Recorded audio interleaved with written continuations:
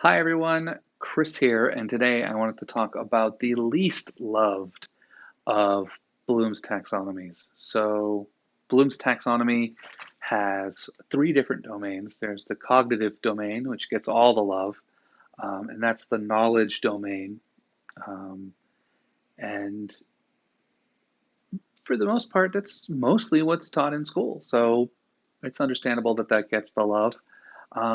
Then, next down the, the sort of popularity contest is the psychomotor domain, which involves movement and any task that involves movement and skills. It's a very important one that doesn't get as much love as the cognitive domain. And then today, we're going to talk about the affective domain, and this is the one that has to do with character building and attitude adjustments and changing and working with people on their emotions. And arguably, it's one of the most important things that we can do. Certainly, when we look at raising our children, we want them to have a good, strong character, and it's the domain that gets the least amount of love. And there's a lot of reasons for that. Probably the most significant is in education, especially in the United States, that fine line between education and indoctrination. People get really touchy about that. So when you're talking about instilling morals and instilling character, filling people with character, especially like an organized, this is what you will believe kind of situation, um, it's still important, but it can make people not want to talk about it. But we're going to talk about it today.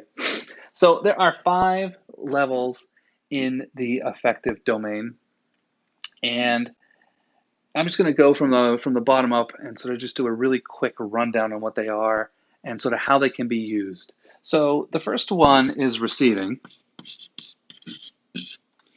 and it's literally just receiving. So this is when you gain an awareness of an issue. And there are a couple of micro progressions that you do inside of that. First is you start with the awareness, and then you have a willingness to receive information.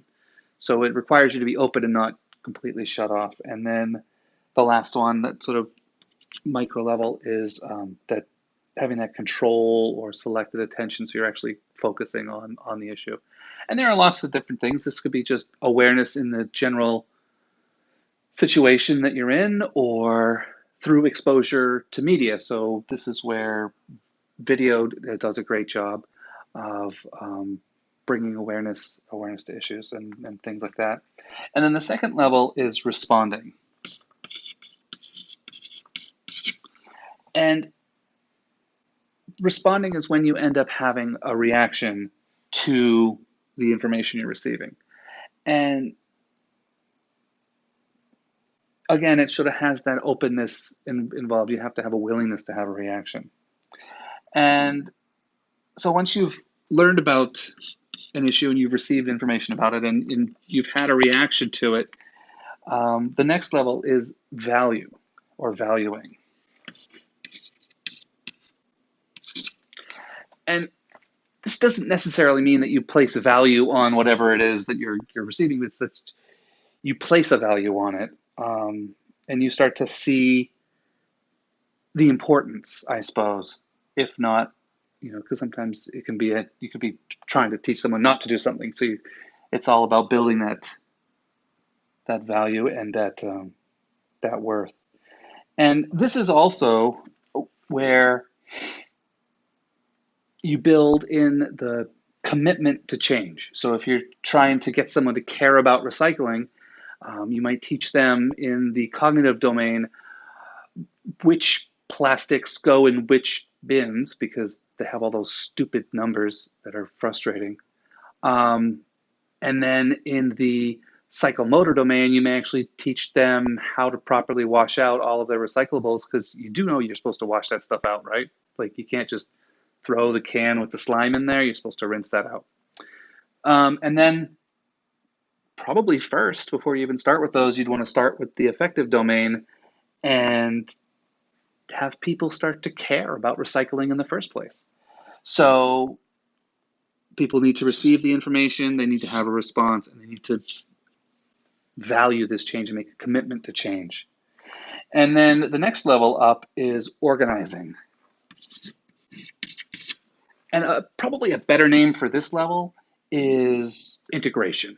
This is when that commitment to change, that character trait or that value that you're trying to teach someone gets integrated into their existing belief system.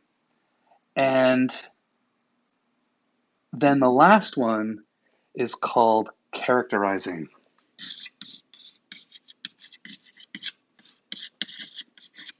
And I'm going to stop it at character because, it's off the screen anyway. Because that's at this top level of the affective domain, you've received information about the subject, you've responded to that, you've placed a value on it, and you've committed to the change. You've integrated this new belief into your existing belief system.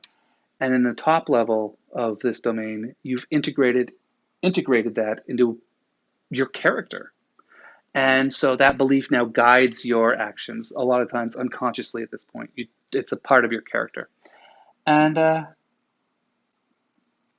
so to use the recycling example, you have exposure to recycling information, you have a reaction to that, you commit to the change, you integrate that into your belief system, and then finally, it just becomes part of who you are. You're just the guy who recycles. And so that's the affective domain, a really important one and one that does not get a lot of love. So very useful to integrate into different aspects of what you're teaching, and important to use when it's applicable. So I will see you tomorrow.